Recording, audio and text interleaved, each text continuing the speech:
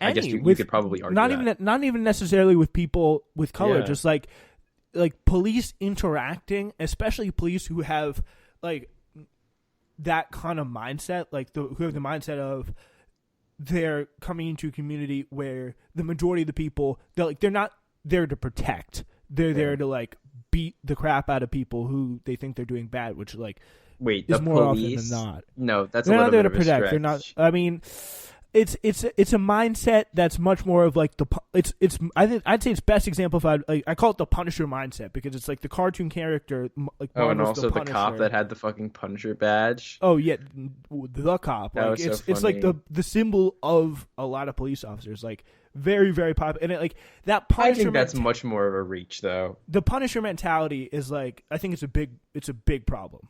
At least the cops in our town, it's I don't pretty think prevalent. they're doing that.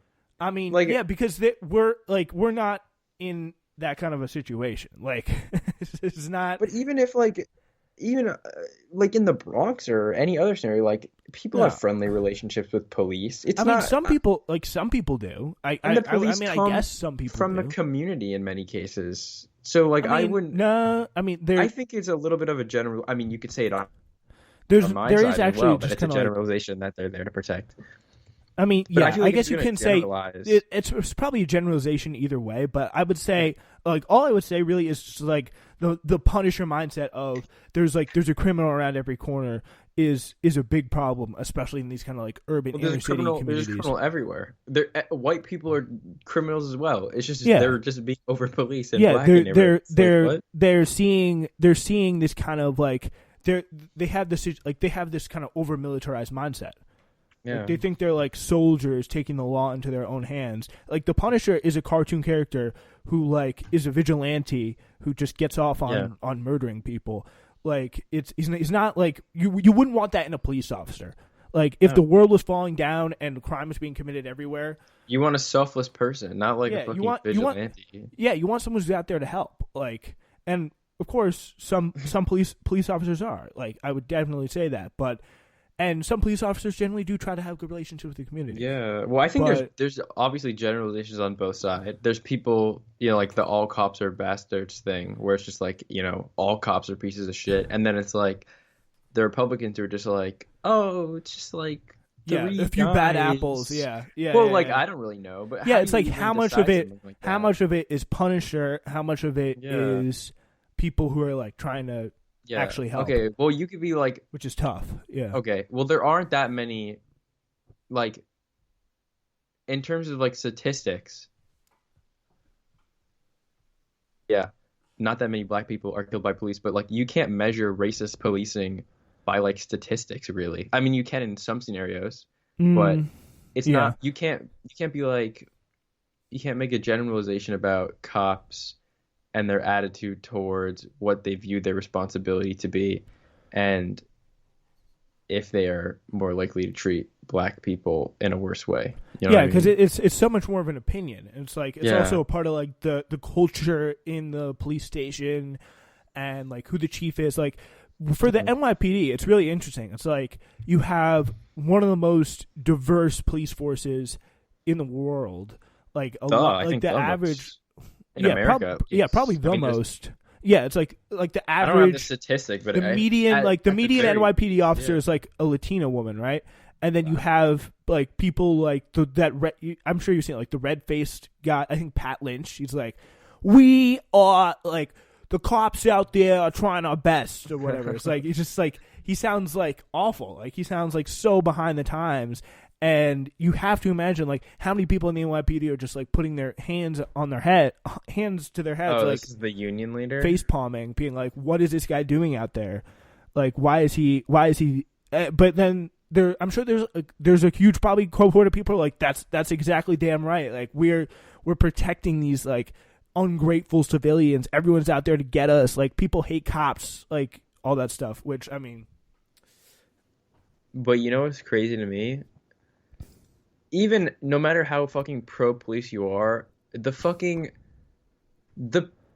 people that protect our cities, their union giving a political endorsement is just wrong.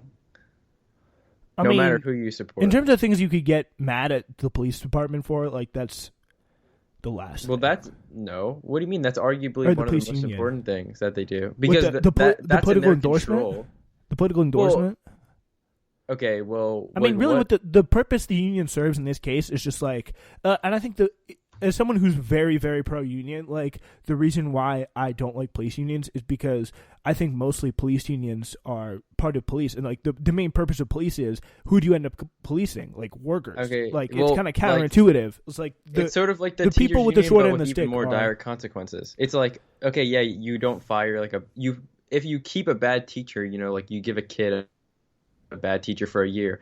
You keep a bad cop, someone fucking dies. Yeah, exactly. That is, and it's also like the people who get the worst of policing is the working class. It's like it's not wealthier people. Like they see like almost none of the police. Like I've had like maybe like 2 real like police interactions in my entire life. Like I think that's town related though. And yeah, none of them really come into town, but. Like, it's just... we just don't have that many police officers. Yeah, like, we're a small town, yeah. Because but what do you mean? There's police at school and stuff. I mean, yeah. I mean, I see them. Like, I see them there at school. But they just don't have that much to do because there's not that much crime. Yeah, I mean, I don't really talk not like to legitimate them. crime. Like, I mean, smoking weed, I guess. Yeah. I can't believe that's still a crime. Setting off the smoke detector in the bathroom or something. I guess people do, like, cocaine, but, like, they don't... What the fuck? A police officer can't do shit about that, so... Yeah, I mean, that's really kind of that's a EMT situation, hopefully, but yeah, hopefully no one's going to be snorting white lines in the iLab bathroom when we get back to school.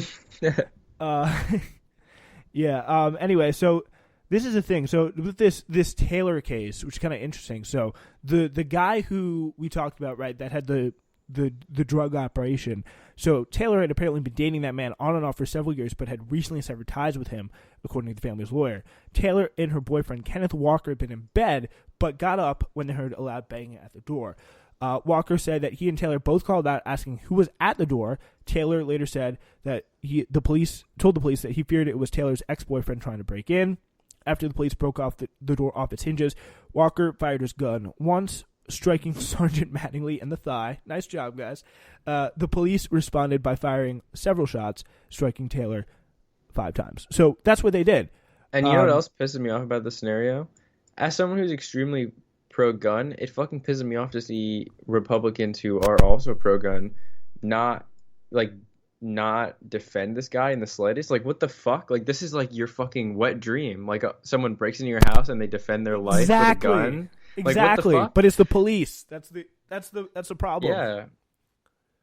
That's the problem. And the same thing with Philando Castile. That's such a great point. Yeah. If somebody, like, this is my scenario. So if, like, some cop did a no-knock warrant on my house or whatever, like, if I shoot at the cop and I died or whatever, well, like, that's unfortunate, but I don't think that's a murder on that police officer's fault. I mean, he's a cop getting shot at. But then, like, if I killed a cop, then that's not my fault either.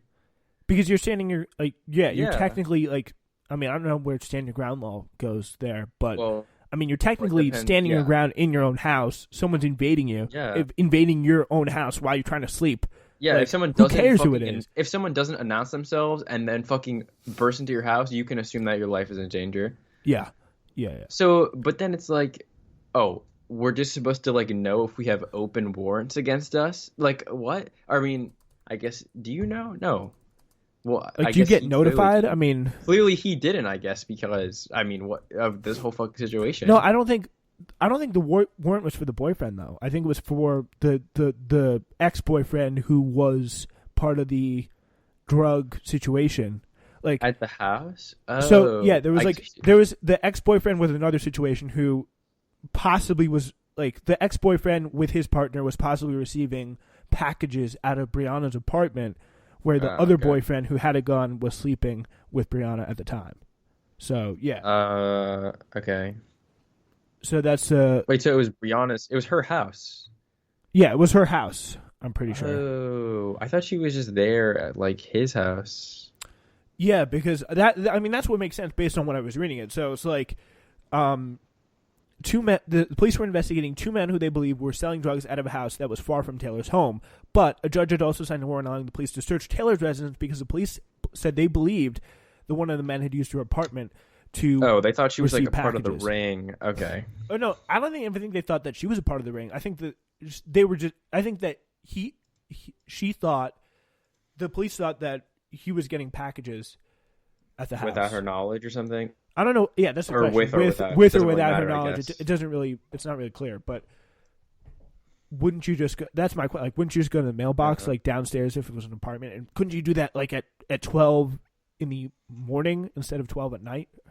Like. Yeah. Wait. It seems like a bad idea. Why wouldn't you do it in the day when they're going to be like out of the house, right? Yeah, that would make a lot more sense. Or maybe they wanted an arrest of it. I don't even know. Yeah. Someone's like poor decision making. Or maybe it's not and I just don't understand the protocol. But at the very least, no-knock warrants are dumb. Yeah, that should definitely be. That's like that's kind of like banning bump stocks for me. But Walker told investigators that Taylor coughed and struggled to breathe for at least 5 minutes after she was shot, according to Louisville Courier-Journal. An ambulance on standby outside the apartment had been told to leave about an hour before the raid, counter to standard practice. As officers called, which is kind of weird. Why would they have an ambulance outside the apartment, just hanging out there, leaving before the raid? That's weird. There could be no. Oh, there could be protocol because it's like something goes wrong in the SWAT raid, either for them or for the person they want. They want first aid. There could be actual protocol around that. Yeah, but that's the weird part. Like, it makes sense that they would have an ambulance there for a SWAT raid, but why would they have an ambulance I mean, maybe it would make more sense that they would have the ambulance there for, like, I guess, a long time before then. But if they were coming in, and why on earth would they tell the ambulance to leave an hour before they got there? That is counter to standard practice. Oh wait, they told her to leave? Yeah, okay, that's just weird. About an hour before the raid, counter to standard or practice. Or maybe it's not weird. I have no idea. Well, at least according to the New York Times, is not doing that is not what's supposed to happen. As officers called the ambulance back to the scene, or something else that's weird. We'll get to it. As officers called the ambulance back to the scene and struggled to render aid to their colleague, Taylor was not given any medical attention. It was not until about 12:47 a.m., about 5 minutes after the shooting, that emergency personnel realized she was seriously wounded after her boyfriend called 911. I don't know what's happening, Walker said on a recorded call to 911. Someone kicked in the door and shot my girlfriend. So still doesn't really seem to know, or maybe in some kind of state of shock, which is like, I mean, makes sense, that someone called, like, that it was the police, like, which is kind of, it would be really interesting to see this acted out, because, like, are the police, like, giving medical attention just in the same room in one corner, and the boyfriend's freaking out, like, my girlfriend's dying here, like, what are you guys doing? Or is this happening in two different rooms? Like, it's so confusing.